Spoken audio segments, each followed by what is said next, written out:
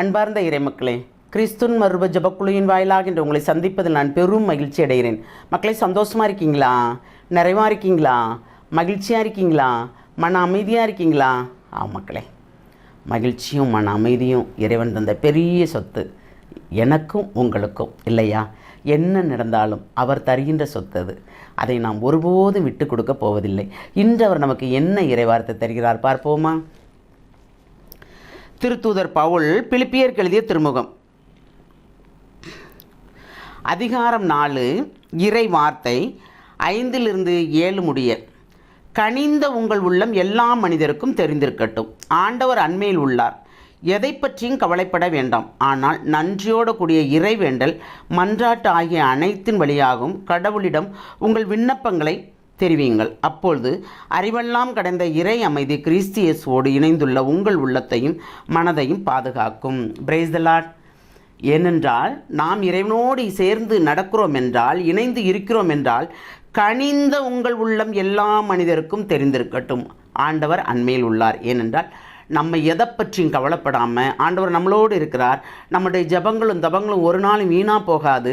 அதுக்கு எல்லாமே கண்டிப்பாக பலன் உண்டு என்று நாம் நினைத்தோம் என்றால் எல்லாமே நமக்கு நிறைவாக இருக்கும்.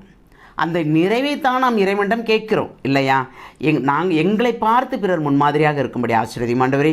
எங்கள் நடத்தை உமக்கு உகந்ததாக இருக்கும்படி ஆசீர்வதியும் ஆண்டவரே. நாங்கள் யாரையும் புண்படுத்தாதவாறு எங்களை ஆசீர்வதியும் ஆண்டவரே. யாரையும் நான் கடிந்து கொள்ளாதவாறு ஆசீர்வதியும் ஆண்டவரே. இப்படியே நாம் கேட்கும்போது கண்டிப்பாக எல்லாமே நிறைவாக இருக்கும். நான் எல்லாரோடும் உயர்ந்திருக்க வேண்டும் என்று நினைக்கவில்லை ஆண்டவரே. எல்லாரிலையும் நான் தாழ்ந்தவனாக இருக்க வேண்டும் என்று நினைக்கிறேன் ஆண்டவரே என்று சொல்லி பாருங்களேன். நான் எல்லாராலும் ஒதுக்கி தள்ளப்பட வேண்டும் ஆண்டவரே அப்படின்னு சொல்லி பாருங்களேன். அதில் ஒரு நிறைவு இருக்கும். ஆம், எல்லாராலையும் நீங்கள் புறந்தள்ளப்படுகிறீர்களா? அந்த புறந்தள்ளுதலே உங்களுக்கு ஒரு நிறைவை தரும். ஏனென்றால் இறைவன் நம்மளோடு இருக்கிறார். எல்லாரும் புறந்தள்ளட்டுமே, இறைவன் நம்மளோடு இருக்கிறார். எல்லாரும் நம்மளை ஒதுக்கட்டுமே, இறைவன் நம்மளோடு இருக்கிறார். அப்படி சொல்லி பாருங்களேன். அதிலே ஒரு மனம் அமைதி இருக்கும், ஒரு ஆறுதல் இருக்கும், ஒரு ஆற்றல் கிடைக்கும். அந்த ஆற்றலை கொண்டு தான் நாம் ஓடுகிறோம். அந்த ஓட்டம்தான் ஒரு நிறைவான ஓட்டம்.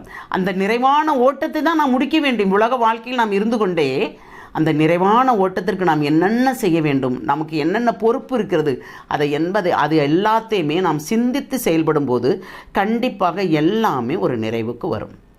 அந்த நிறைவு தான் கனிந்த உள்ளம் நமக்கு இல்லையா?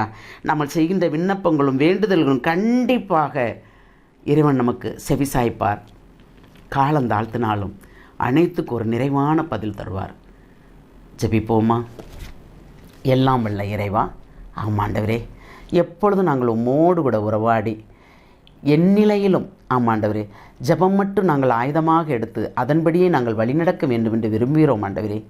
எங்கள் மனம் விரும்புவதை நீர் அறிவீர் ஆண்டவரே. நாங்கள் நினைத்த திட்டங்கள் அனைத்து உமக்கு தெரியும் ஆண்டவரே.